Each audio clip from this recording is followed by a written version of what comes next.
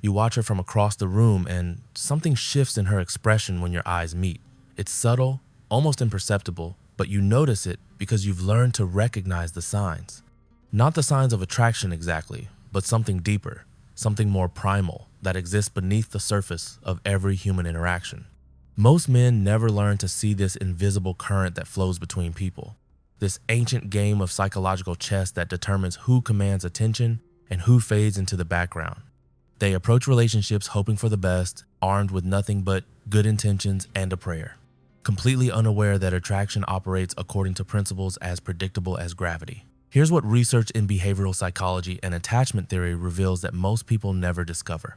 The patterns that create intense attraction in relationships aren't random occurrences or mystical chemistry beyond our understanding. They're predictable responses to specific psychological triggers that have been hardwired into human neurology over millions of years of evolution.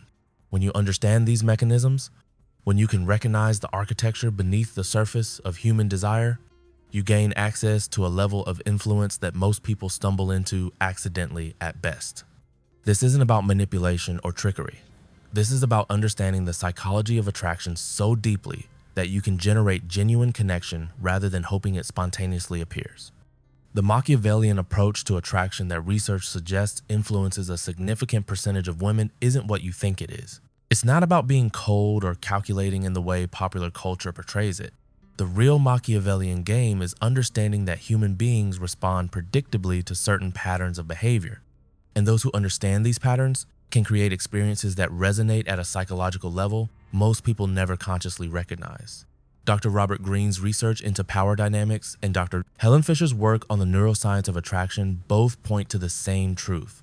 People become intensely drawn to individuals who understand how to create specific emotional states, how to generate psychological tension and resolution in precise sequences. What makes someone obsessed isn't your appearance or your wealth or your status, though these factors can amplify existing attraction.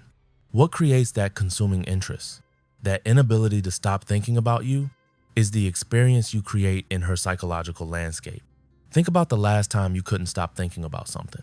It wasn't because that thing was objectively the most important element in your life. It was because it created an unresolved tension in your mind, a gap between what you understood and what remained mysterious, a cycle of anticipation and reward that your brain couldn't help but replay over and over. The first principle of this psychological game is strategic unavailability, but not in the way most people understand it. This isn't about playing hard to get or deliberately ignoring someone to manipulate their emotions.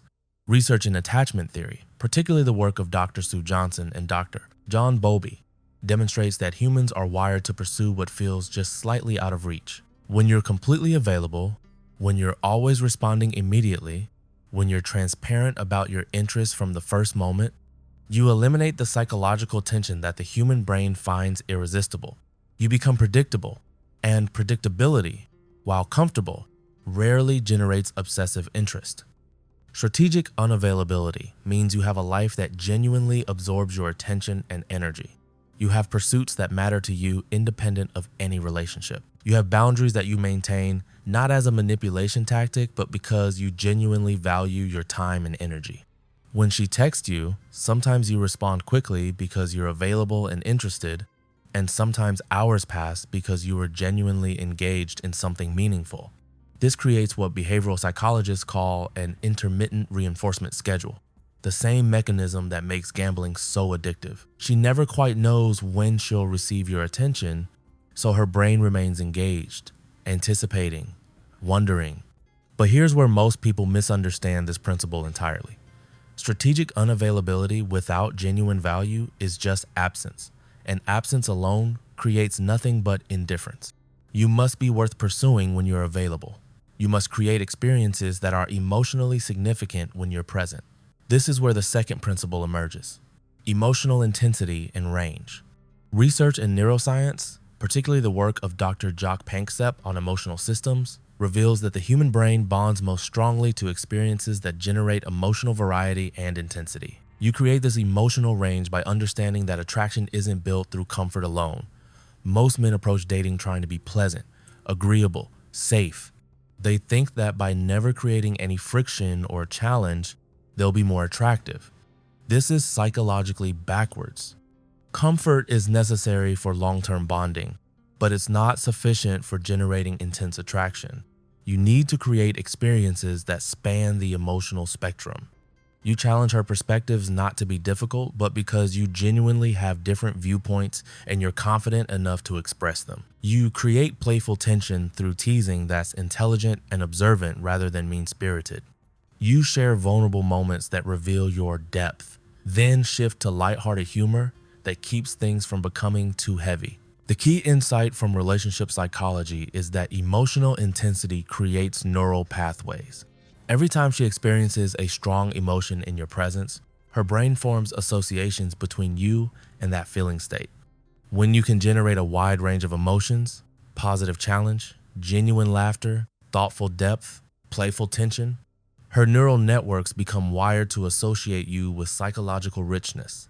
She begins to experience you as more real, more present, more significant than other people who only exist in a narrow emotional bandwidth. The third principle is strategic mystery, and this goes beyond simply withholding information about yourself. Research in cognitive psychology, particularly the Zeigarnik effect, demonstrates that the human mind becomes preoccupied with incomplete narratives. When you reveal yourself strategically rather than completely, when you share depth but maintain certain mysteries, you create open loops in her psychological experience of you. She knows you well enough to feel connected, but not so completely that there's nothing left to discover. This means you become skilled at revealing yourself in layers. You share authentic stories and genuine vulnerabilities, but you do so over time rather than all at once.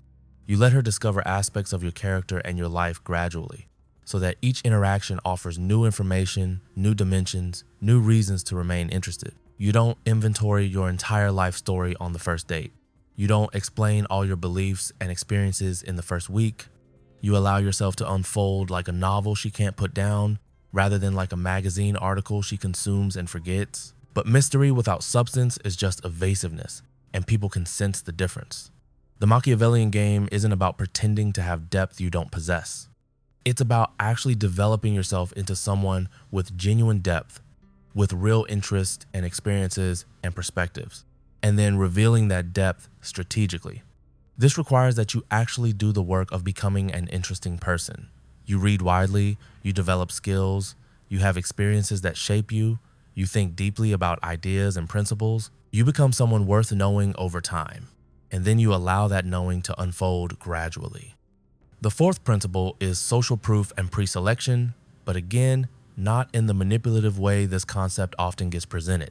Research by Dr. David Buss on evolutionary psychology reveals that humans, particularly women selecting potential partners, are influenced by evidence that others find someone valuable. This isn't shallow or superficial. It's an evolved psychological mechanism that uses social feedback as information about someone's underlying quality. When other people, especially other women, clearly value your company and attention, it signals that you possess qualities worth paying attention to. You demonstrate social proof not by manufacturing fake scenarios or deliberately trying to make her jealous, but by genuinely being someone that others want to be around. You cultivate real friendships. You are respected in your social circles and professional environments. You have women in your life who clearly enjoy your company platonically. When she sees this, when she observes that you're someone others value, it activates ancient psychological assessment mechanisms. She begins to look more carefully at what others are seeing, to pay closer attention to your qualities. This combines with what researchers call pre-selection, the observation that someone has been chosen by others, which makes them more attractive as a potential choice. When you reference past relationships casually without dwelling on them, when it's clear that you have options, that other women have wanted to be with you and might still, it changes her psychological calculus. You shift from being someone she's evaluating to being someone she might need to compete for. This isn't about being arrogant or deliberately flaunting other options. It's about being honest that you're a person of value who could choose from multiple possibilities, which makes her being chosen by you feel more significant. The fifth principle is leading, not following, and this reveals itself in subtle ways throughout your interactions. Research in social psychology demonstrates that people are attracted to those who display decisiveness and direction. When you're with her, you make decisions smoothly. You suggest a venue, you order confidently, you lead the conversation into interesting directions without constantly checking if she approves. This doesn't mean you're domineering or dismissive of her preferences. It means you have a perspective on how things should go and you're confident enough to express it while remaining open to her input. This psychological leadership shows up in how you frame interactions. Instead of asking, "What do you want to do?" you say, "I know a place you'll love. Let's go there." Instead of, "Is this okay?" you assume it's okay unless she indicates otherwise. You move through the world with a quiet assumption of your own authority to make choices and shape experiences. Women respond to this because it signals confidence and capability. It demonstrates that you can navigate life effectively, that you have the psychological strength to make decisions, and the social intelligence to lead interactions in enjoyable directions. But here's what elevates this from simple dominance to genuine Machiavellian sophistication. You lead in ways that consistently result in positive experiences for her. You demonstrate through your choices that you understand what creates good moments, that you have taste and judgment she can trust. Your leadership isn't about imposing your will. It's about creating experiences she wouldn't have access to without you. Over time, she begins to associate being with you with being led into situations that feel exciting, novel, enjoyable. Her brain learns that when she follows your lead, good things happen, and this creates a psychological pattern of trust and attraction. The sixth principle is outcome independence, and this might be the most psychologically powerful mechanism of all. Research in behavioral psychology reveals that humans can detect neediness and desperation at an almost unconscious level. When you need her validation, when you need the interaction to go a certain way, when your emotional state depends on her response, she senses it. That neediness activates psychological resistance. She pulls back not because she's cruel, but because neediness signals lower value and creates pressure that feels uncomfortable. Outcome independence means you genuinely don't need any particular response from her. You're interested, you're present, you're engaged, but your emotional stability doesn't depend on whether she texts back immediately or at all. You're not hoping she'll validate you or save you or complete you. You're already psychologically whole, and you're offering her the opportunity to be part of an already fulfilling life. This shows up in how you respond to her tests and challenges. When she's distant or difficult, you don't become anxious or pushy. You remain calm and maintain your interest without chasing. When she's affectionate and available, you don't become overly excited or clingy. You match her energy while maintaining your own center. This psychological independence is magnetic because it's rare. Most people need external validation to feel okay about themselves. They need their romantic interests to respond in specific ways to maintain their emotional equilibrium. When you genuinely don't need her response, when you're equally comfortable whether she's present or absent, whether she's warm or cool, it creates a fascinating paradox. She realizes she can't control your emotional state through her behavior, which makes her want to understand you more deeply. She becomes curious about what does affect you, what does matter to you, because the usual methods of influence don't seem to work. The seventh principle is creating addiction through psychological rewards that are intense but unpredictable. Dr. B.F. Skinner's research on operant conditioning demonstrated that intermittent reinforcement creates the strongest behavioral patterns. When rewards come consistently, the behavior they reinforce becomes stable but not passionate. When rewards never come, the behavior extinguishes. But when rewards come, sometimes unpredictably, the behavior becomes almost compulsive. The subject keeps engaging, hoping for the next reward, unable to stop trying. You apply this not through calculated manipulation, but through genuine authenticity. Sometimes you're deeply attentive and affectionate. Sometimes you're present, but more reserved. Sometimes you're playful. Sometimes you're serious. Sometimes you initiate contact. Sometimes you wait for her to reach out. This natural variation keeps her psychology engaged because she never quite knows which version of you she'll encounter. And all the versions are genuinely you, just different facets of your personality expressed in different moments. If you're finding this psychological framework valuable, if you're starting to see how these principles could transform not just your dating life, but your understanding of human nature itself, make sure you subscribe to this channel. We go deeper into these mechanisms of influence and attraction every week. And the comment section has become an incredible community where people share their experiences applying these insights. Drop a comment below, tell me which of these principles resonates most with you, or where you've seen these patterns play out in your own life. The eighth principle is maintaining frame, which means you have a clear sense of your own reality and you don't abandon it when challenged. Research in social psychology, particularly studies on influence and persuasion, reveals that people are drawn to those who maintain consistent psychological frames even under pressure.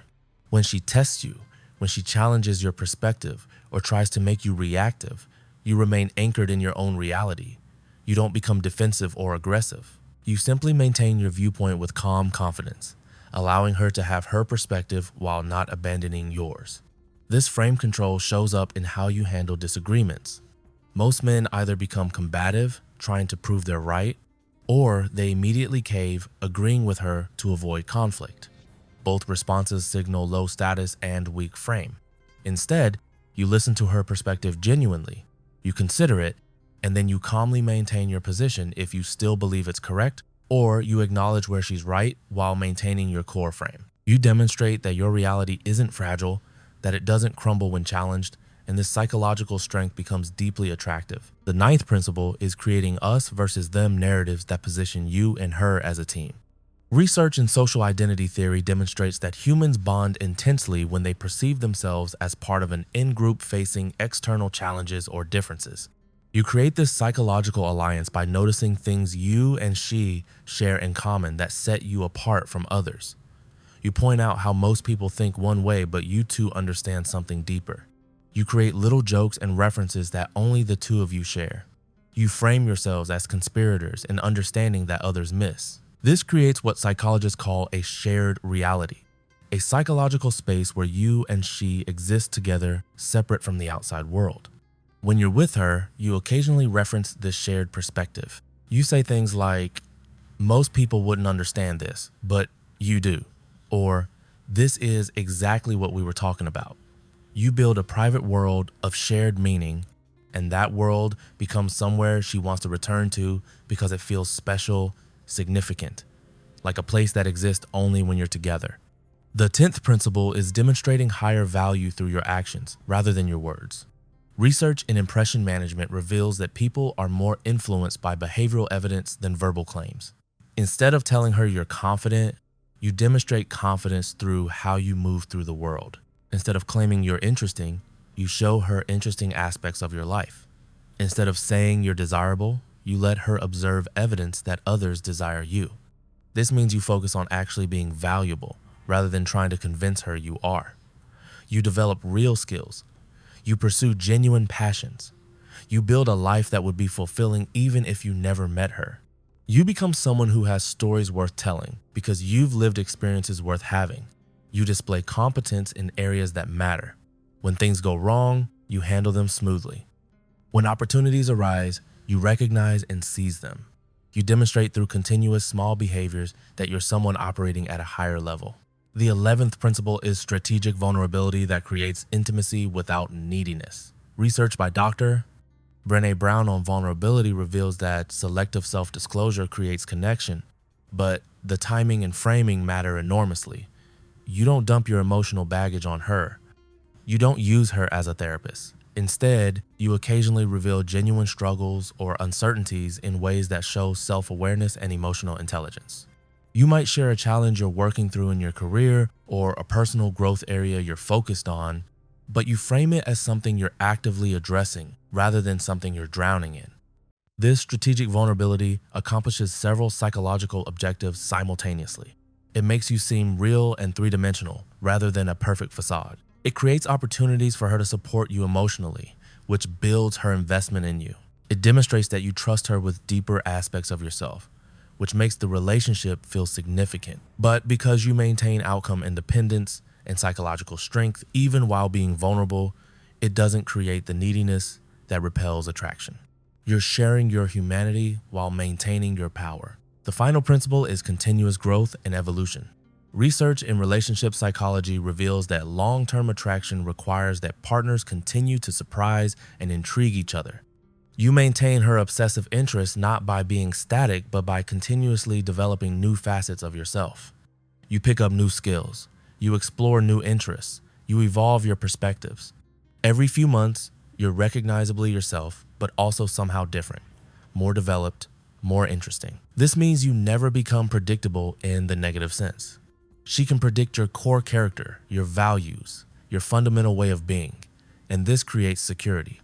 But she can't predict exactly what you'll be interested in next, what you'll learn, how you'll grow.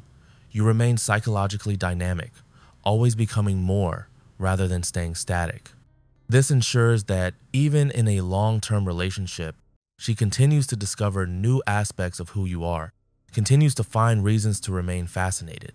What makes this Machiavellian game so powerful isn't any single principle, but how they combine into a complete psychological experience. You're strategically unavailable but intensely present when available. You're emotionally varied but fundamentally stable. You're mysterious but genuine. You're socially proven but individually confident. You lead but listen. You're outcome independent but emotionally engaged. You're intermittently rewarding but ultimately reliable. You maintain frame but show vulnerability. You create shared reality but remain individually strong. You demonstrate value but stay humble. You're continuously evolving but fundamentally consistent. When these principles operate together, they create an experience that women find irresistible, not because you're manipulating them, but because you're triggering psychological mechanisms that evolution has wired into human neurology over millions of years. You become someone who feels rare, valuable, worth pursuing, worth keeping. You generate the kind of obsessive interest that research suggests occurs in a significant percentage of women when they encounter someone who truly understands these dynamics. But here's the essential truth that elevates this from manipulation to genuine value creation. These principles work best when you actually become the person they describe, rather than just pretending to be that person. The Machiavellian game at its highest level isn't about tricking anyone. It's about understanding human psychology so deeply that you can intentionally develop yourself into someone who naturally triggers attraction and fascination. It's about becoming genuinely outcome independent, genuinely valuable, genuinely interesting, genuinely confident, and then allowing those genuine qualities to create their natural psychological effects. Make sure you subscribe to this channel if you want to continue developing this level of psychological sophistication. Drop a comment telling me about a time you witnessed these principles in action, either in your own life or in observing others. Share which principle you're going to focus on implementing first. This community has become an incredible resource for men who are serious about understanding human nature at the deepest levels, and your insights contribute to everyone's growth. The next video is going to explore the dark psychology of why women test you constantly and how to pass every test without even trying, so hit that subscribe button now so you don't miss it.